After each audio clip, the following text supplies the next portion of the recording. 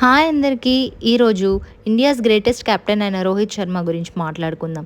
మీలో రోహిత్ శర్మ ఫ్యాన్స్ ఎంతమంది ఉన్నారో లైక్ చేయండి, షేర్ చేయండి, సబ్స్క్రైబ్ చేయండి. Rohit Sharma has a good captaincy record. 56 మ్యాచెస్‌లో 42 మ్యాచెస్ గెలిచారు.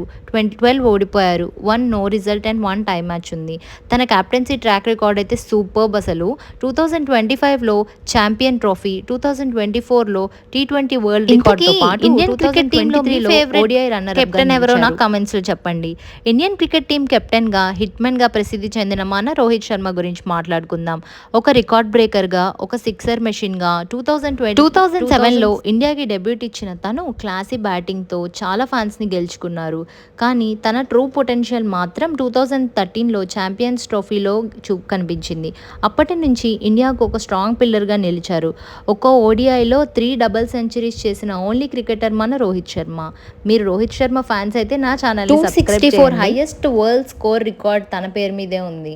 టీ20లో ఫాస్టెస్ట్ సెంచరీ చేసింది కూడా తనే. ఐపీఎల్లో ముంబై ఇండియన్స్ తరపున ఆడి 5 ట్రోఫీస్తో తన లీడర్షిప్తో పాటు తన స్కిల్స్ని ప్రూవ్ చేసుకున్నారు మన రోహిత్ శర్మ. మంచి కామ్ నేచర్తో, టైమింగ్తో, ఎలిగెంట్ షాట్తో రోహిత్ శర్మ ఫ్యాన్స్కి హిట్మెన్గా మరియు కెప్టెన్ కూల్ 2.0గా కూడా పేరు సంపాదించుకున్నారు. ఫస్ట్లో మిడిల్ ఆర్డర్లో ఆడే రోహిత్ శర్మ సచిన్ టెండూల్కర్ రిటైర్ అయ్యాక ఇండియన్ క్రికెట్ టీమ్కి స్ట్రాంగ్ ఓపెనర్ కావాల్సిన టైంలో వచ్చారు. ధోని గారు ఛాన్స్ ఇచ్చారు అండ్ రెస్ట్ ఈజ్ హిస్టరీ. 2013లో శిఖర్ ధావన్తో ఓపెనింగ్ పార్ట్నర్షిప్లో డామినెన్స్ చూపించారు. 2014లో శ్రీలంక మీద ఈడెన్ గ్రౌండ్స్లో 264 రన్స్తో ఇంకా ఆ రికార్డ్ని ఇంకా ఎవరు బ్రేక్ చేయలేదు. 2013లో ఆస్ట్రేలియాతో 209 రన్స్ ఇన్ 158 బాల్స్తో అండ్ 2017లో శ్రీలంకతో 208 రన్స్తో అండ్ వరల్డ్ కప్లో 5 సెంచరీస్ చేసి ఉన్న వన్ అండ్ ఓన్లీ. కాకపోతే రోహిత్ శర్మ ఫ్యాన్స్కి ఒక హార్ట్ బ్రేక్. ఇండియన్ క్రికెట్ టీంలో రోహిత్ శర్మ ఎరా ఇంకా ముగిసినట్టే అనిపిస్తుంది. టీ20లో టెస్ట్లకి గుడ్ బై చెప్పిన మన హిట్మెన్ ఓన్లీ ఓడిఐలకు కెప్టెన్గా నిలిచారు.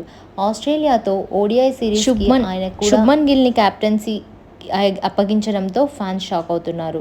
ఇంకా ఆస్ట్రేలియా సిరీస్ తర్వాత ఓడిఐలకు కూడా గుడ్ బై చెప్తారేమో చూడాలి. మీరేమనుకుంటున్నారో నాకు కమెంట్స్లో చెప్పండి. అండ్ వీడియో ఎలా అనిపించిందో కూడా నాకు కమెంట్స్లో చెప్పండి. అండ్ మీరు ఎవరి ఫ్యాన్? నేనైతే ధోని ఫ్యాన్ అండి. ఇలాంటి వీడియోస్ కోసం మా ఛానల్ని లైక్ చేయండి, షేర్ చేయండి, సబ్స్క్రైబ్ చేయండి.